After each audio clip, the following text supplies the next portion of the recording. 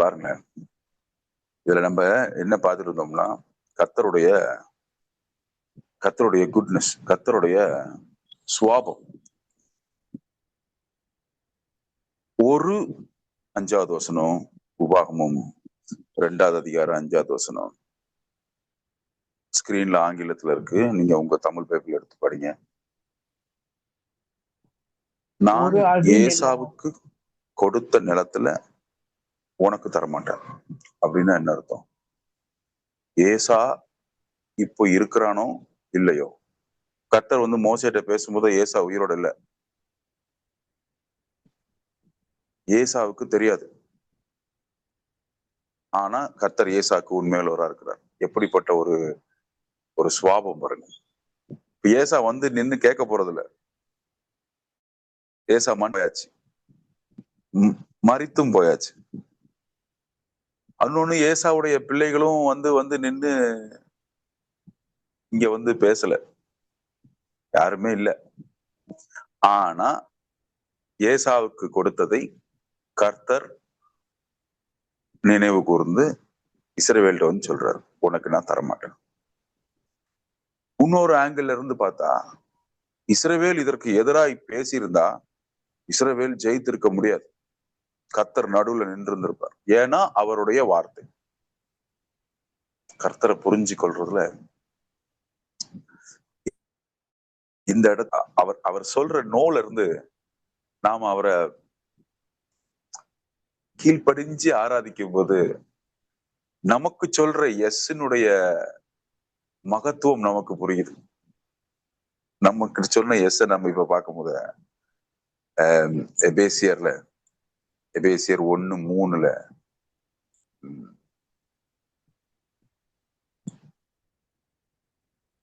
நமக்கு சொன்ன எஸ் பாருங்க.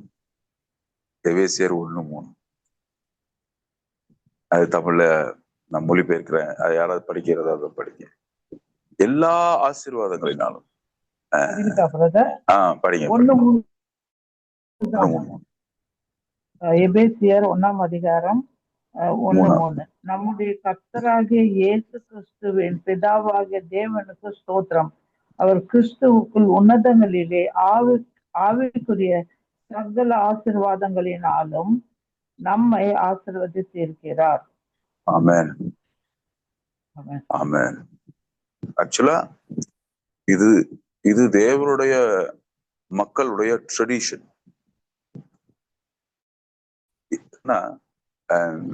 இப்போ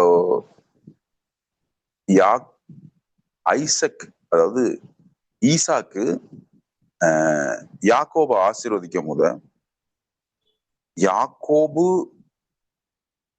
கிட்ட எந்த பேப்பரோ பொருளோ ஆப்பிளோ அல்லது பத்திரங்களோ எதுவுமே கைமாத்தல. என்னதான் கைமாத்தினாருன்னா, நான் அவனை ஆசீர்வதித்து வார்த்தைய ரிலீஸ் பண்ணார். ஏசா கேட்கும் போத என்னையும் ஆசீர்வதிக்கும் போத நான் எல்லா ஆசீர்வாதத்தினாலும் நான் அவனை ஆசீர்வதிச்சுட்டேனே அப்படிங்கிறாரு. என்ன ஆசீர்வதிச்சீங்க? என்ன டிரான்ஸ்பர் பண்ணீங்க? என்ன டிரான்ஸ்பர் பண்ணாங்கன்னா வார்த்தை. அதேதான் நமக்கு இங்க இப்போ ஏசாக்கு கர்த்தர் நிலத்தை கொடுக்கும் போத நிலத்தை அவரு கீழே அளந்து கொடுத்தாரா? ஏசா டுக். நமக்கு பாருங்க, எல்லா விதங்களினாலும் இப்போ நம்ம கர்த்தருடைய சுவாபத்தை அதிகமா புரிய புரிய புரிய, கர்த்தருடைய நிலைப்பாடு புரிய புரிய புரிய, அவருடைய வார்த்தையினுடைய உன்னதம், அவருடைய வார்த்தையினுடைய ஆழங்கள், அவருடைய கேரக்டர்ஸ் நமக்கு புரிய புரிய புரிய, அதாவது நம்ம சுதந்திரிச்சு கொள்ளணும்னா, இப்போ இந்த சைடு சுதந்திரிச்சு கொள்ளணும், அதாவது பிசிக்கல் ரெல்ம் இந்த சைடு இருக்குன்னா, இந்த ரெல்மை சுதந்திரிச்சு கொள்றதுக்கு நம்ம அவருடைய வார்த்தையினுடைய ஆழமும் அகலத்துக்குள்ள போனோம்னா இந்த சைடை நம்ம எடுத்துக்கலாம். எவ்வளவு ஆழமான வார்த்தைகள்! உபாகமும் 2:9 லோத்துக்கு கொடுத்த இடத்தையும் கொடுக்க மாட்டேன் அப்படிங்கிறார். உனக்கு கிடையாது, நான் அவனுக்கு கொடுத்தாச்சு.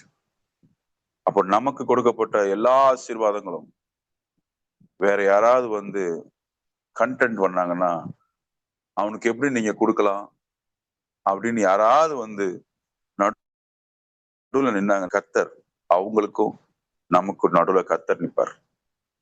நின்னு சொல்வார், இவர்களுக்கு நான் கொடுத்தத ஒரு அடி கூட உனக்கு நான் தர்றதில்லை, இவர்களுக்கு கொடுத்ததுதான்.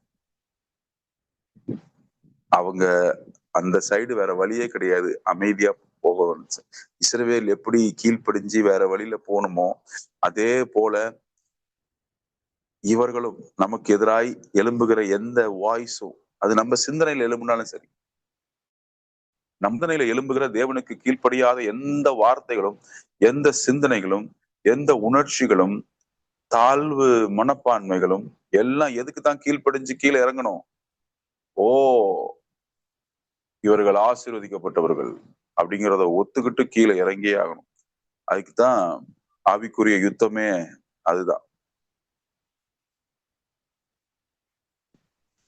கிறிஸ்துவின் உடைய அந்த கீழ்ப்படிதலுக்கு, கிறிஸ்து நமக்கு பெற்றுக் கொடுத்த நீதிக்கு, நமக்கு கொண்டு வந்த நன்மைகளுக்கு எதிராய் எழும்புகிற எல்லா சிந்தனைகளும் கீழ்ப்படுத்தப்பட வேண்டும், சிறைபிடிக்கப்பட வேண்டும். அதான் ஆவிக்குரிய யுத்தம். இப்போ இதுதான் மேல நிக்குது. எது? அவர்களை நான் எல்லா ஆசீர்வாதங்களாலும் ஆசீர்வதித்தேன், சதா காலங்களும் தலைமுறை தலைமுறையாய் நித்தியமாய் அவர்கள் என்னுடைய சந்நிதியில இருப்பார்கள். அவர்களுடைய வெளிப்படுத்தல இன்னைக்கு காலைல படிச்சுட்டு இருக்கும் போத அவர்களுக்கு வெளிச்சமா இருப்பார். கர்த்தரே நமக்கு வெளிச்சமா இருக்கிறார். இதுல இருந்து நம்மளை யாரும் பிரிக்க முடியாது. நம்மளுடைய சிந்தனைகளே நமக்கு எதிராக போராட்டினாலும் அவைகளும் கீழ்ப்படுத்தப்படும். ஹல்லேலூயா. நம்மளுடைய தலையெழுத்து என்னன்னா, மகிமையிலிருந்து மகிமை, பலத்திலிருந்து பலன். இன்றைக்கு இருக்கிற பலத்தை காட்டிலும் நாளைக்கு நாம் பலவான்களா இருப்போம். இன்றைக்கு நாம் அனுபவிக்கிற மகிமையை காட்டிலும் நாளைக்கு மகிமையில இருப்போம். அதுதான் நம்மளுடைய தலையெழுத்து. உலகம் சொல்றது, உலகத்தினுடைய புரிதல், உலகம் கொண்டு வர்ற கான்செப்ட்ஸ், பிலாசபிஸ், தத்துவங்கள் நமக்கானது கிடையாது. ஏன்னா நம்ம பொறப்பே கர்த்தரால் பிறந்தவர்கள். யோவான் 1:12-13, கர்த்தரால் பிறந்தவர்கள், கர்த்தரால் ஆனவர்கள், அவருடைய வார்த்தையினால் ஜீவிக்கிறவர்கள். நம்ம வேற பிரீடு, நம்ம வேற பிரீடு. சோ கர்த்தர் நல்லவர், கர்த்தர் நல்லவர். தொடர்ந்து விசுவாச வார்த்தைகளை பேசுகிறவங்க பேசுங்க, விசுவாச அறிக்கைகளை செய்கிறவர்கள் அறிக்கைகளை செய்யுங்கள். உங்களுக்கு உங்களுடைய மன மகிழ்ச்சியை நீங்கள் கர்த்தரை துதி, வாயை திறந்து தேங்க் காட். ஏன்னா நமக்கு வெச்சதை ஒருவனுக்கும் அவர் கொடுக்க போறதில்லை, ஒருவனும் எடுக்கவும் அவர் விட போவதில்லை. எப்படிப்பட்ட நல்லவர் பாருங்க, நல்ல கர்த்தர். நீங்க இப்ப அன்மியூட் பண்ணி பேசலாம். ஒரு மகா சகர